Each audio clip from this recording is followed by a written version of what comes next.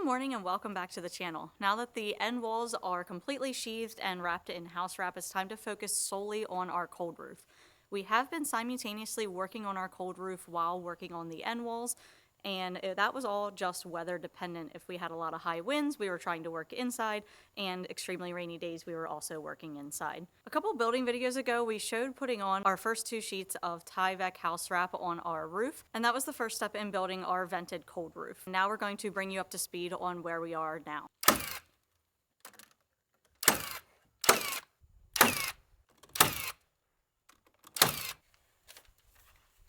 Got it?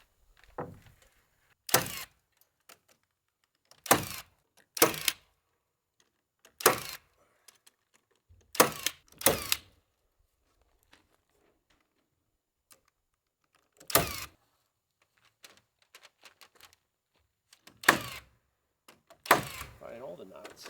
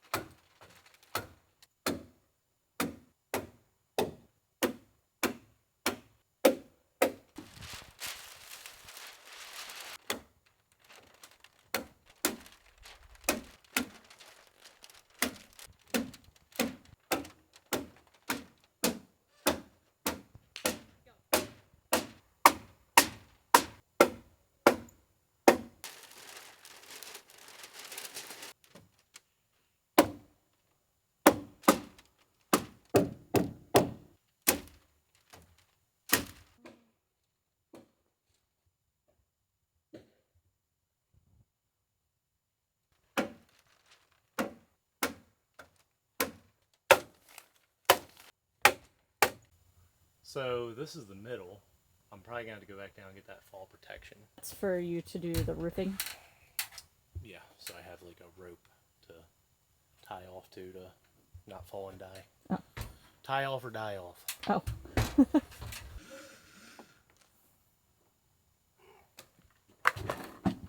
Heavy. I'm putting this fall protection anchor up in the very middle for the rest of the work that I got to do on here, because some of it's going to be pretty high up, and just in case if a ladder has an issue or I have a slip, I don't want to fall all the way to the ground. So this will get anchored to the very center A-frame at the very top, and then we'll have a large rope running all the way down, and that's what will hook into the safety vest to keep you from falling. So I'm going to get up there and put it in.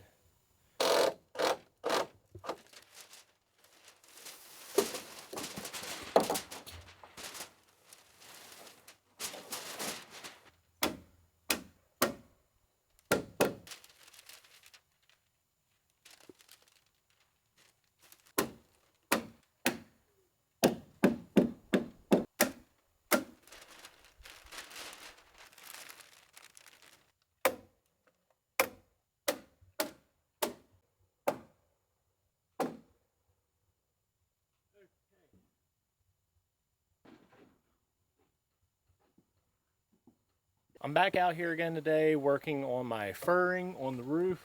I'm running these furring strips all the way top to bottom now that I have this Tyvek layer down.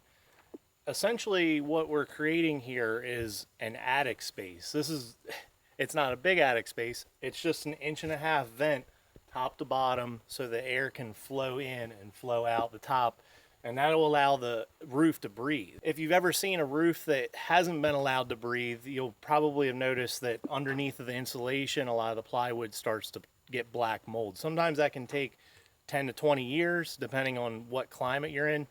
In this climate, since the relative humidity is so high, it can happen a whole lot faster, especially since anywhere that hot air can escape into your framing structure and into your insulation, it'll form frost in the winter. The moisture will freeze instantly in your insulation. But what this will allow it to do is breathe top to bottom to keep that plywood dry on the underside, and it will also allow the insulation to dry out if it has any moisture buildup that gets in it. With the proper vapor barrier, it technically shouldn't have moisture buildup. However, I want this roof to last as long as possible, and I really don't want mold in my ceiling, and this will definitely prolong that to where we don't have to replace the sheathing as often. And it'll also solve another issue at the same time, which is ice damming. Ice damming shouldn't be quite as big of a problem on this roof because it's so steep.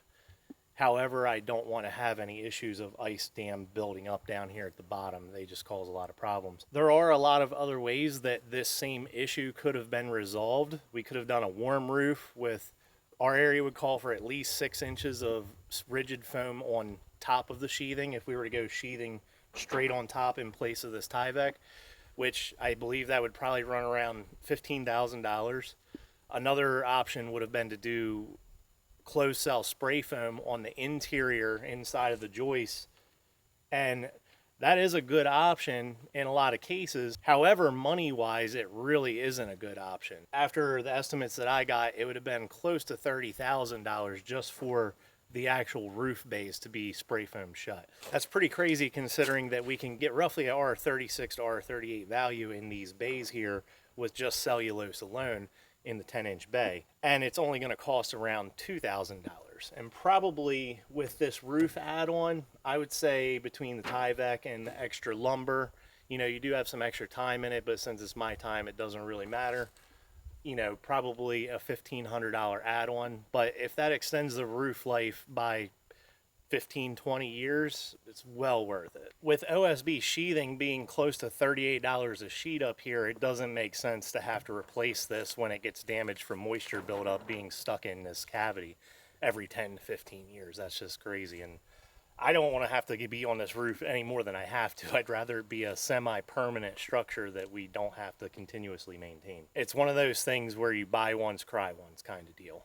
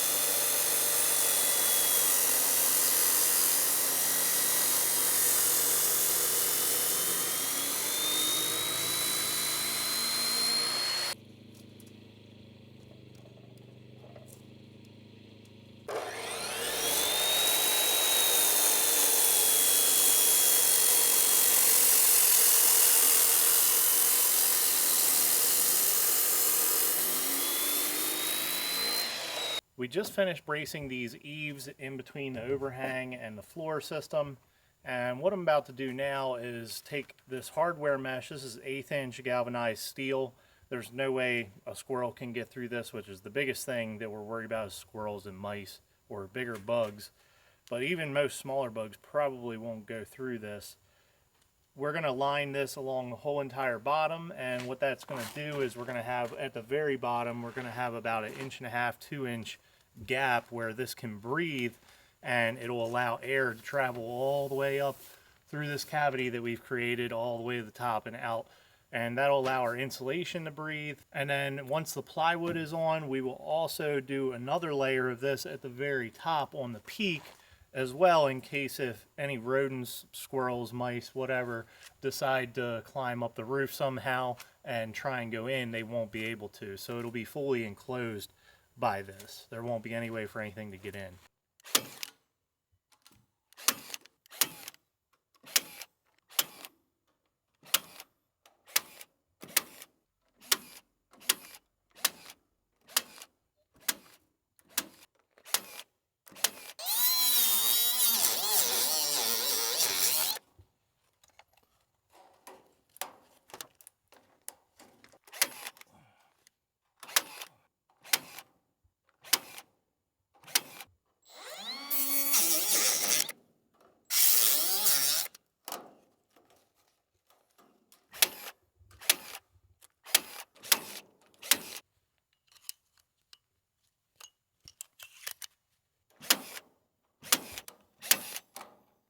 And lay it on the ground. I'll pull it where it needs to be. It's just easier to work with. Yeah. Oh no. Well, that didn't work out.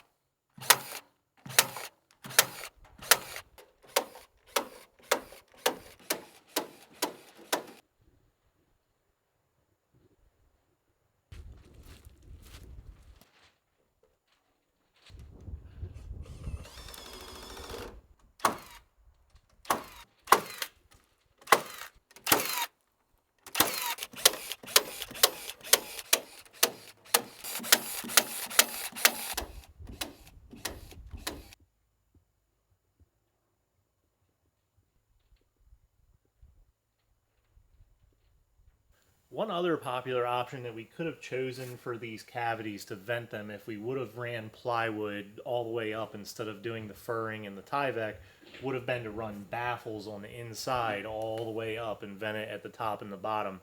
However, there's a big issue with baffles on this type of structure. One is our climate. Since it is really a cool climate, we need the maximum amount of insulation possible. Really, a 2x10 can barely meet the minimum requirements of insulation needed, even with dense packed cellulose. We're actually going to come back once the vapor barrier and all of the insulation is complete and add another layer of insulation on the inside that'll be rigid foam insulation, and that'll actually get rid of the thermal break from studs as well, so that'll help a lot, as well as bring us up to our minimum requirement of insulation for this area. If we would have put the baffle in here, that would have lost about 1.5 to 2 inches of space all the way up, and that would have been an area where there's less insulation. So it would have been essentially like insulating a 2x8 all the way up, which is really not good for your roof assembly in this climate. By having the Tyvek on the outside, this is just an air barrier. It is not a vapor barrier at all. It is vapor permeable. I'm not sure why there's so much information on the internet going around about saying that it's a vapor barrier, because it is not. And if it was, you wouldn't want to use it, because you can't have a double vapor barrier. That's what traps moisture and causes mold to form. So with this being vapor permeable, our vapor barrier in this climate needs to be on the inside of the envelope, on the hot side. And that'll keep the hot air from traveling into the insulation and forming frost. With the Tyvek in place here, it does create a perfect channel here that is breathable for us to put the dense packed cellulose in. We'll be able to blow this entire cavity full, and once it's packed in there, it'll make this Tyvek really tight so it can't move with wind going through the vents or anything like that. And it'll get the maximum amount of insulation that we can possible in this channel.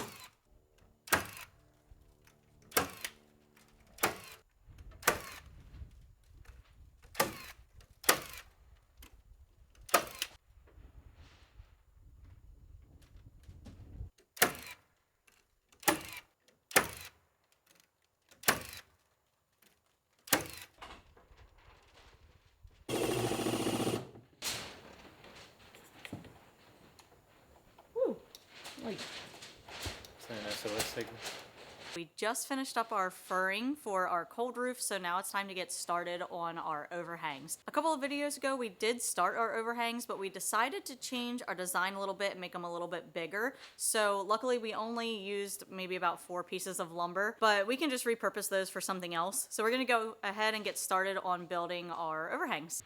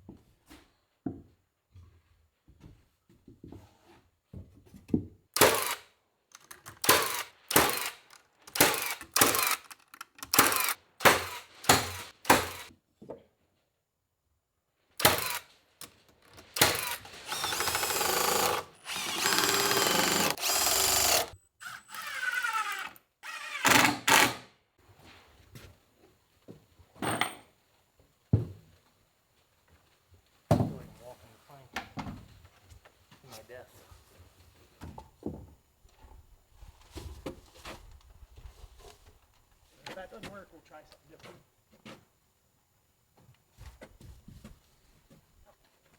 Okay, hold on, I gotta. Is it like? It's like wedge. So what does it need to do? All right, I got it. Yep.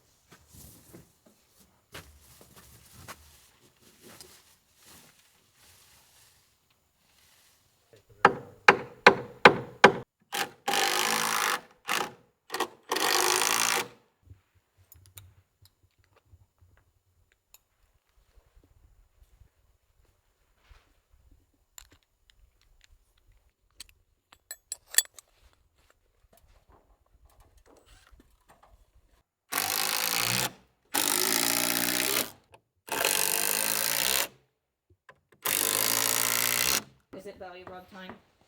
Is it belly rub time?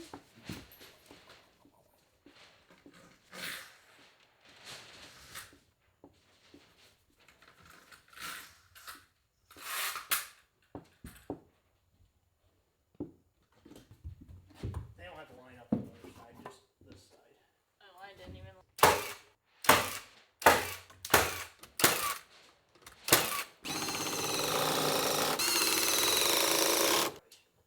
Facing the other direction.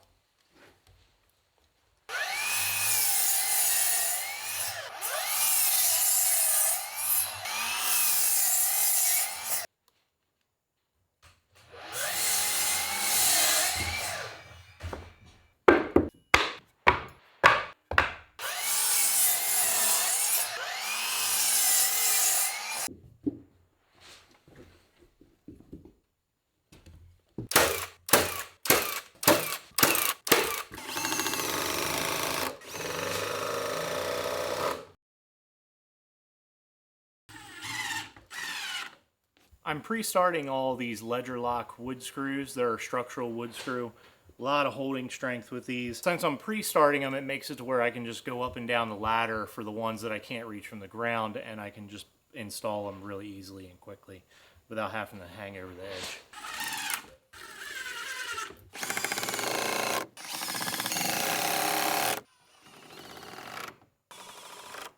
Since this is a fairly large overhang, I'm installing metal bracketry onto this as well to help resist this outer board pulling apart. There's no way for it to pull apart at the bottom or the top because of the way that it's put together, but in the middle here, I think if we got some crazy winds, it might be able to get in here and kind of pull on this. So I'm just giving it a little bit extra bracing with these metal bracketry.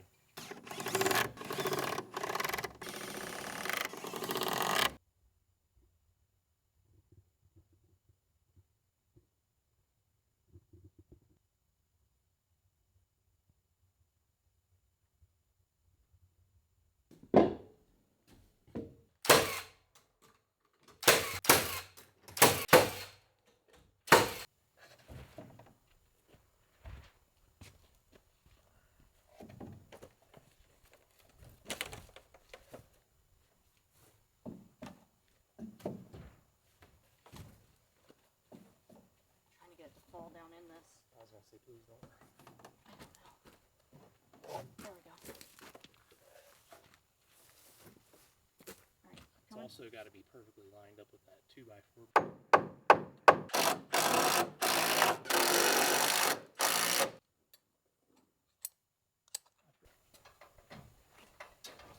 Let me know if you need me to push up on.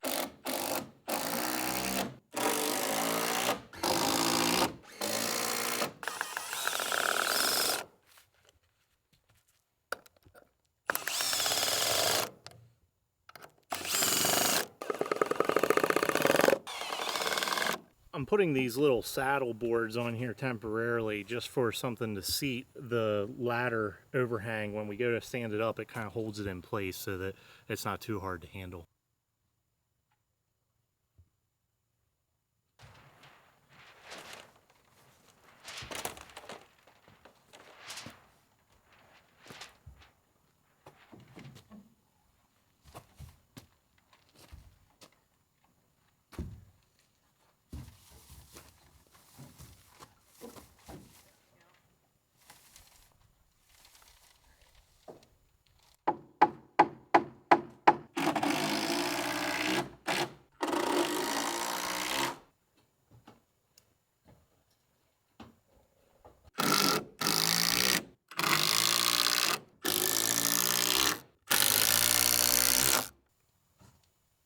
Good thing this is the last big one.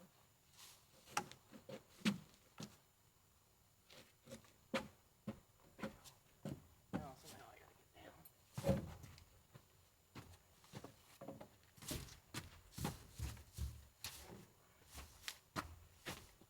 Okay, it's coming up.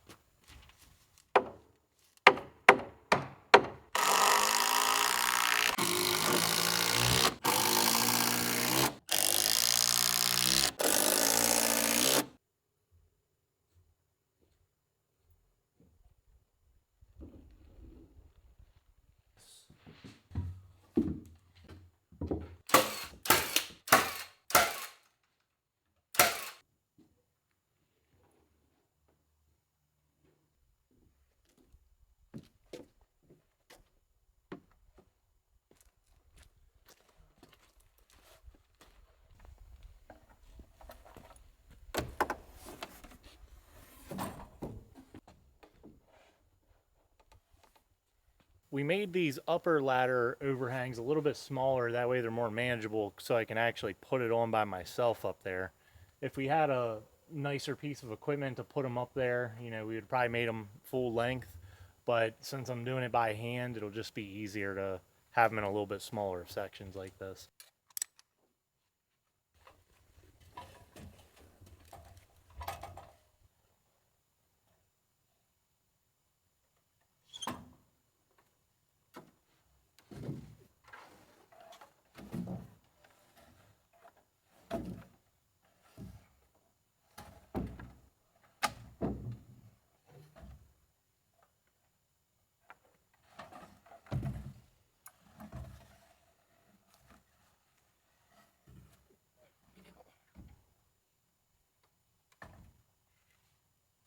I ain't gonna be able to stop it. Sit.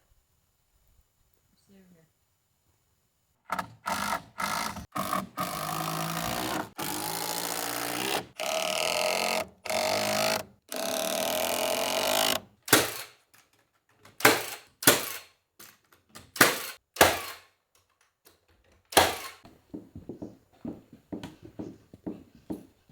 Are you happy, boy? Are you happy, boy?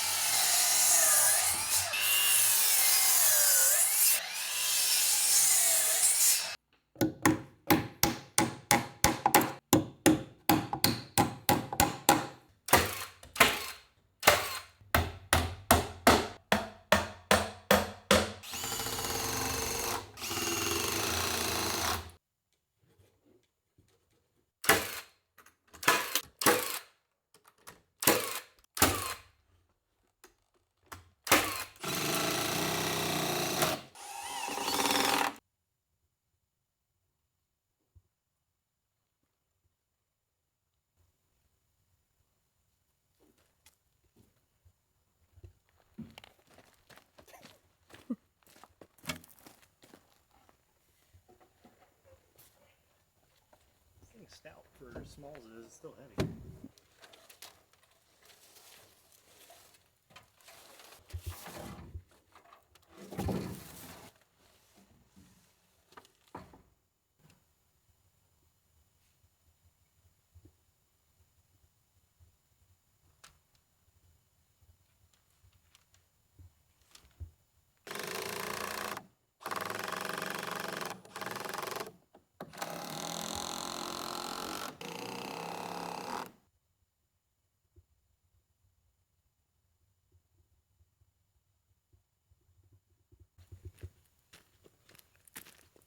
Your trusty companion. The loyal doggy. Never leaves your side. I'm getting ready to cut some steel strapping. We're going to actually use this to tie these front overhangs back into the rafters of the A-frame. And the reason why we're doing that is this overhang's abnormally large. And we don't get hurricane winds here, although we do get some pretty high winds. And I do worry about the wind catching this because it is pretty large. It's a lot of surface area. And since it's a ladder style overhang, it isn't quite as strong as a traditional overhang that would be cut down into the joist. And we obviously couldn't do that style just because we would have lost our vent that we created up from top to bottom. So by adding this in, since we'll tie it all the way to the end, it will definitely help this resist from any sagging or deflection in the wind. You know, we also added all of those steel brackets as well, and the amount of hardware on that thing, it's strong. I wouldn't be surprised if we could probably put a hoist up here at the top and pull a 1,200-pound bull moose up on there and skin him out. It would probably hold a lot of weight.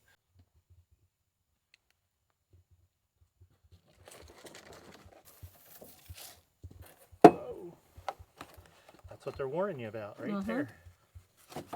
So it almost got me.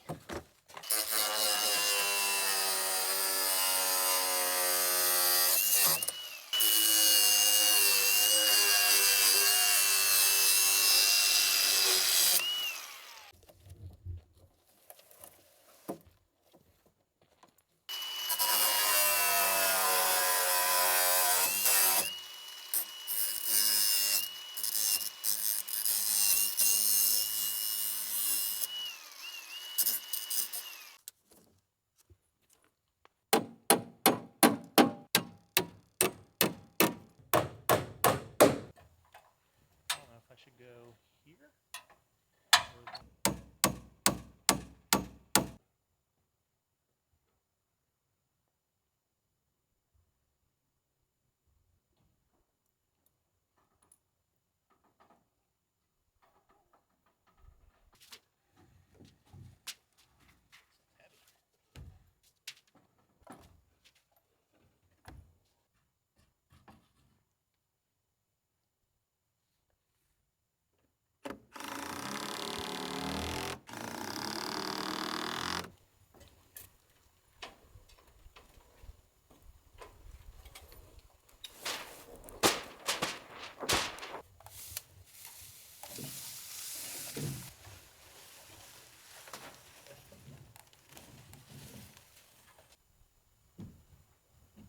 I like these small ones. Yeah, but they're a lot easier to maneuver.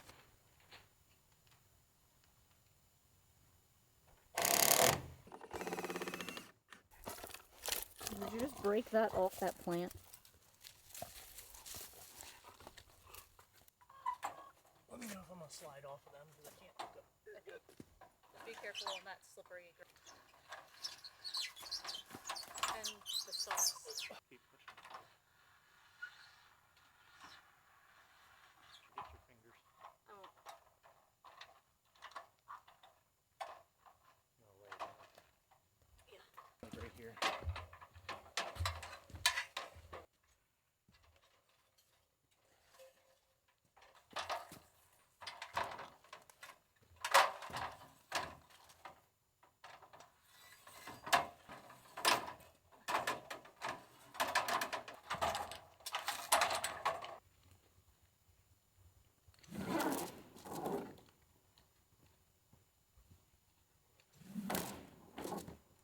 Makes it harder, I think.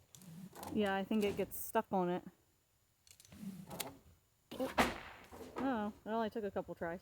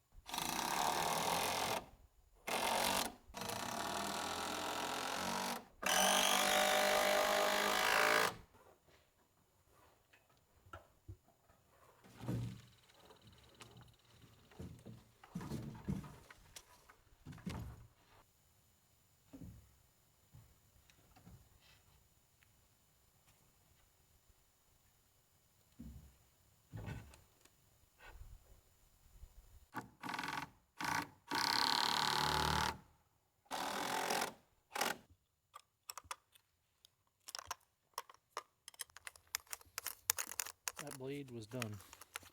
Yeah. Just like that.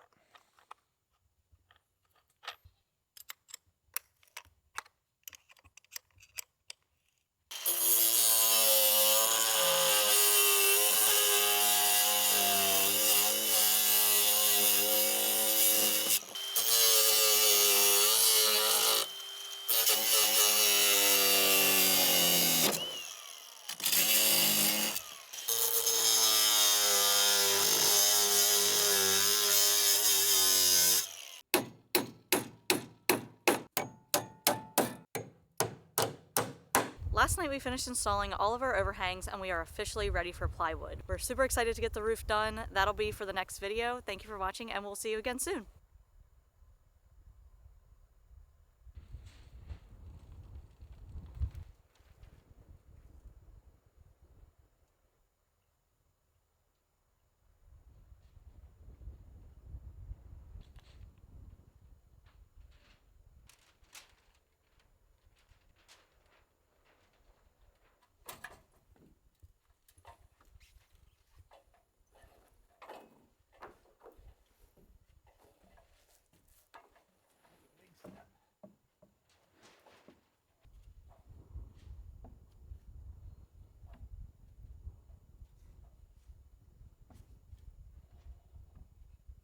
Should I stand all the way in the peak? I don't think so.